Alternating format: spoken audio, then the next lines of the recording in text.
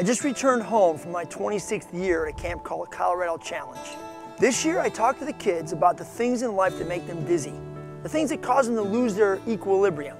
They can be emotional or physical, but more importantly, the things that cause them spiritual disorientation. We call it spiritual vertigo. I took the story of King Hezekiah from the Old Testament, this great king, this godly king, who really went after the Lord, removed all the idols from the land, was doing amazing things, and then he's suddenly threatened by this great enemy, the king of Assyria, Sennacherib, who comes with his army of 185,000 troops.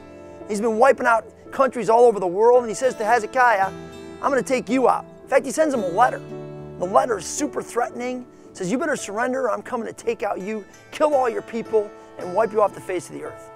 Hezekiah is so disoriented by this letter, doesn't know what to do. He goes into the temple, and he gets on his knees, and he lays the letter out before the Lord. He says to the Lord, Lord, I don't know what to do.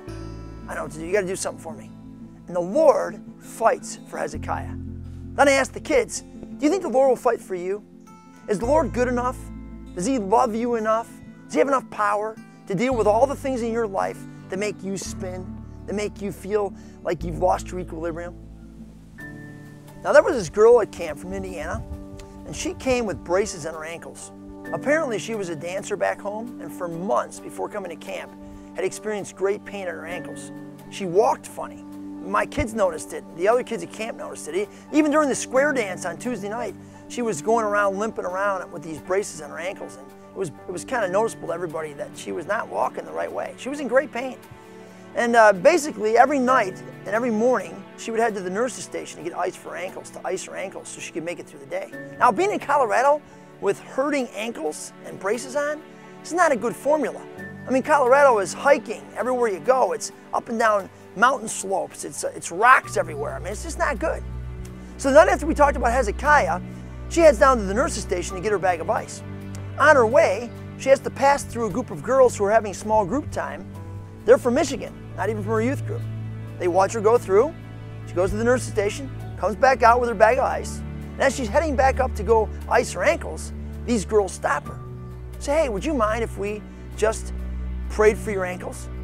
I mean, you know, we've been kind of encouraged in chapel that God wants us to love people and trust in His goodness and His love and His power, so we're just going to pray that God would take away your pain. So these group of girls from Michigan pray for this girl from Indiana, and they ask God to take away her pain. They pray, and then she leaves. The next morning at breakfast, this girl with the braces came to find me. She wanted to tell somebody about the miracle that God had done in her life. She said to me, hey, these girls last night, they prayed for me. They didn't even know who I am, and this morning, look, I'm not wearing my braces. My ankles are totally pain-free. In fact, this morning before breakfast, I climbed the mountain behind camp for the first time all week, and I have no pain. And she picked up her foot and wiggled her ankles around and did a little jig for me. It was amazing. She's like, this is awesome. God has healed me.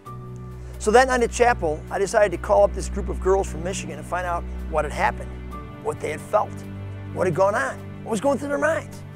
So I called them out, and the first thing I found out is that the leader of the group was an unemployed mom, a housewife. I asked her if she had like a PhD in like Jesus stuff. She's like, no, I'm just an ordinary mom. And every one of those girls are just ordinary high school students. And when I asked them what they felt when they prayed, absolutely nothing.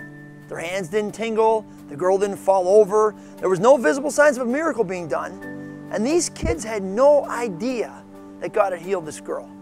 Then I invited the girl up. It was amazing. They were like hugging each other. It was like, whoa, this girl had experienced the power of God through these ordinary high school kids who decided to trust in God's goodness, His love, and His power, and just to love this girl by praying for her.